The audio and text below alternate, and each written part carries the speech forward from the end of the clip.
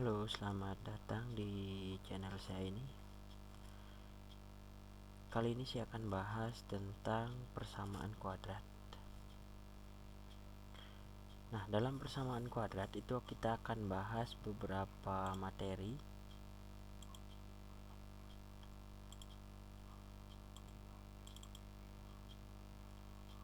Nah, di sini yang pertama, apa itu persamaan? Ya, yang namanya persamaan tentunya ada tanda sama dengan. Kemudian apa itu fungsi kuadrat? Ya, suatu bentuk fungsi yang ada variabelnya mengandung kuadrat. Nah, kemudian bagaimana? Nah, itu bisa kita jawab nanti setelah kita lihat materinya.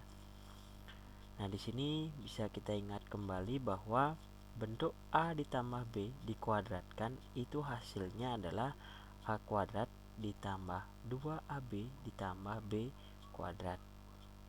Kemudian kalau A min B dikuadratkan itu hasilnya A kuadrat min 2AB ditambah B kuadrat. Nah, kalau A ditambah B dikalikan dengan P ditambah Q, yang akan terjadi adalah A nya kali P jadinya AP, kemudian A kali Q jadinya AK, BP ditambah BQ. Nah, seperti itu.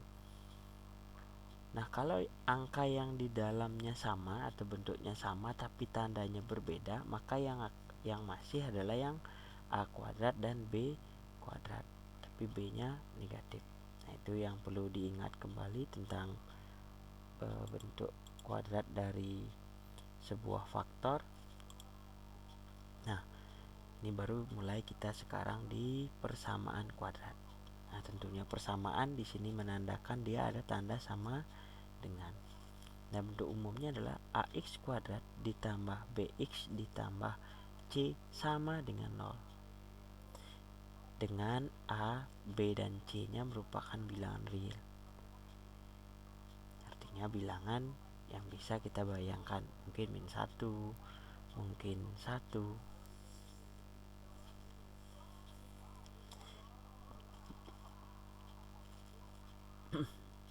Dalam persamaan kuadrat, A-nya tidak boleh sama dengan 0, serta X adalah variabel. Dimana ini lebih spesifik dibahas di bawahnya. A merupakan koefisien dari X kuadrat, karena A merupakan bagian dari X kuadrat disebut dengan koefisien. Kemudian B merupakan koefisien dari X, sedangkan C tanpa variabel dia disebut dengan konstanta. Nah, berikutnya penyelesaian persamaan kuadrat. Nah, dalam matematika tentunya kalau kita sudah masuk dalam suatu materi pasti kita akan selesaikan. Nah, penyelesaian persamaan kuadrat itu ada beberapa.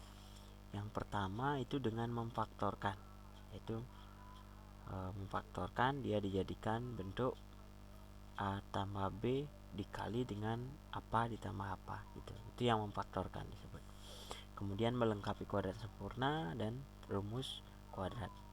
Nah, kita lihat pertama dengan yang memfaktorkan.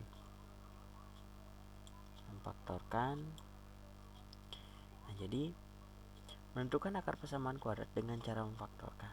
Jadi bentuk umumnya adalah X kuadrat ditambah BX ditambah C sama dengan 0. Nah, AX titik-titik P AX titik-titik Q. Jadi di sini angkanya biasanya diusahakan sama.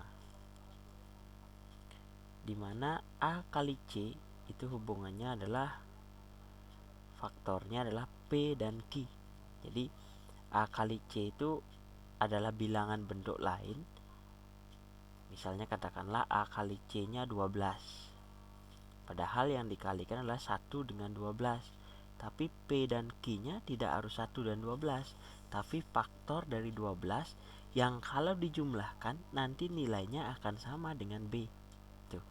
Jadi misalnya faktor dari 12 kan ada 3 kali 4, jumlahnya 7. Kemudian 2 kali 6, jumlahnya 8. Nah, tergantung nanti nilai B-nya. Jadi kita memilih faktor P dan Q ini tergantung dari nilai B-nya. kalau dijumlahkan supaya mau jumlahnya sama dengan B. Tuh. Nah, ini contohnya kita lihat. Tentukan akar-akar persamaan kuadrat berikut. Yang bersatu, x kuadrat min x ditambah 6 sama dengan 0. Oke, kita perhatikan dulu. Nah, mungkin ada yang tahu. Kalau tadi kan ada ax kuadrat ditambah bx ditambah c sama dengan 0. Jadi a itu berada di depan x kuadrat. Nah, di sini saya tanyakan, berapakah nilai a-nya? Ada yang tahu? Padahal tidak ada angka, tapi kok ada disebut a? Bukan 0 ya, karena a tidak boleh 0. Berarti angka depan variabel yang tidak dituliskan itu nilainya 1. Nah, tidak dituliskan berarti 1 dia. Jadi di sini a-nya 1. Kalau x-nya tanpa angka di depannya 1 juga, tapi kebetulan tanda di depannya adalah negatif, berarti bukan 1 saja, tapi min 1. Itu nilai B. Dan C-nya 6.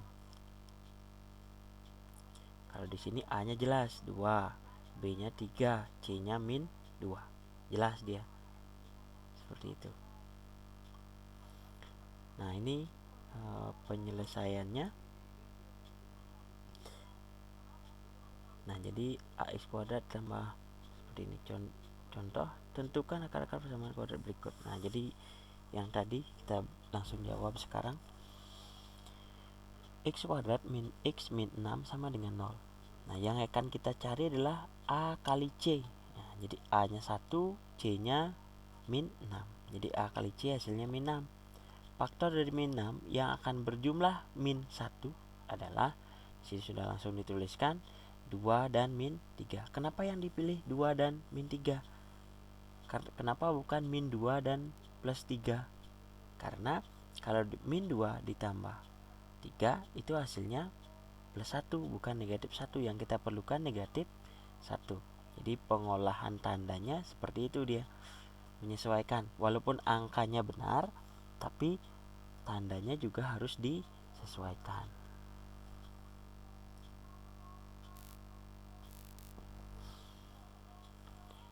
Sehingga didapatlah x min 3 dikali dengan x plus 2. Ini posisinya boleh terbalik ya, x plus 2 dikali x min 3, asalkan tandanya tidak ketukar. Oke. Nah, maka x-nya sama dengan 3 atau x-nya sama dengan min 2. Inilah yang disebut dengan akar-akar dari persamaan kuadrat x kuadrat min x min 6. Jadi sampai di sini sudah ketemu untuk soal nomor 1. Jadi kalau di dalam kurung dia nilainya negatif, maka x-nya menjadi positif. Kalau dalam kurung di sini positif, maka nilai x-nya menjadi negatif. Seperti itu. Nah, sekarang kita lihat. Nah, kenapa 10? Karena 2 kali min 5A kali C. Itu ya tadi AC gitu ya. 2 kali min 5 min 10. Faktor dari min 10 yang berjumlah min 3. Di sini sudah bisa dilihat. Di sana ada min 5 dikalikan dengan plus 2. Hasilnya min 10. Dijumlahkan hasilnya min 3. Sesuai berarti ya. Nah, sehingga kita tuliskan 2x min 5, 2x plus 2. Nah, jadi kenapa dibagi 2? Karena supaya menjadi 2x kuadrat, kalau 2x dikali 2x kan jadinya 4x kuadrat, bukan 2x, jadi harus dibagi 2. Nah, yang bisa keduanya dibagi 2 adalah 2x plus 2. Jadi tidak boleh ini dicoret seperti itu, nggak bisa ya. Jadi harus konsisten dalam satu faktor, dalam satu kurung. Jadi kalau duanya bisa dibagi 2, duanya bisa dibagi 2, itu yang kita sederhanakan. Kenapa bukan yang depan? Karena min 5 tidak bisa dibagi 2, walaupun bisa hasilnya desimal. Jadi yang kita pilih adalah 2x plus 2. Sehingga 2x dibagi 2 jadinya x, 2 dibagi 2 jadinya 1. Jadi inilah faktornya. Ini baru faktor. Kemudian akar-akarnya adalah x-nya menjadi 5-nya pindah ke kanan jadi plus 5 per 2. Kemudian x-nya sama dengan min 1. Jadi inilah, jadi memungkinkan hasil akar-akarnya itu bilangan pecahan. Negatif, pecahan, kemudian bilangan positif itu sudah biasa dalam akar-akar dari persamaan kuadrat. Nah, walaupun ada beberapa cara penyelesaian atau cara menemukan bentuk-bentuk akar yang pada pertemuan kali ini yang bisa saya bahas adalah tentang memfaktorkan. Nah, jangan lupa dukung channel saya ini melalui like dan subscribe sehingga bisa mengikuti cara menemukan akar-akar persamaan kuadrat yang lainnya, seperti melengkapkan kuadrat sempurna, kemudian menggunakan rumus kuadrat. Nah, mungkin itu untuk pertemuan kita kali ini dulu. Cerdas matematika, selamat belajar.